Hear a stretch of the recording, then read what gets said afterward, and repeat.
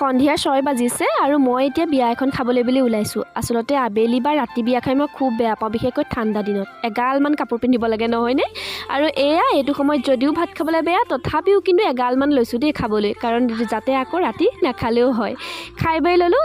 এতিয়া বিয়াৰ পৰা ঘৰলৈ বুলি উভতিছোঁ আৰু ইমান যে ধুনীয়া লাগিছে ৰাস্তাটো, চাওকচোন। দিৱালী ভাইবছ যোৱাই নাই, তাতে আকৌ ঠাকুৰবাৰীত কিবা পাতিছে। বাহিৰে আহিলোঁ আমি পেহী ঘৰলৈ, যিহেতু কাইলৈ মাইনা ঘৰ লোৱা হ'ব, তাৰ বাবে বস্তু নিবলৈ আহিছিলোঁ। আৰু এইটো স্মাৰ্ট ৱাটচ মাইনাই যে উপহাৰ পাইছে, সিহঁতৰ কোম্পানীটোৰ হেনো আজি 40 বছৰ সম্পূৰ্ণ হ'ল। বৰ ধুনীয়া লাগিছে নহয়নে স্মাৰ্ট ৱাটচটো?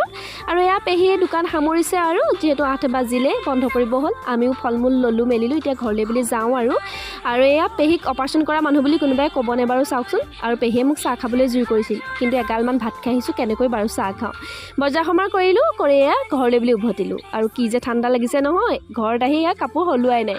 ঠিক আছে, আজিলৈ আহোঁ তেন্তে, বাই।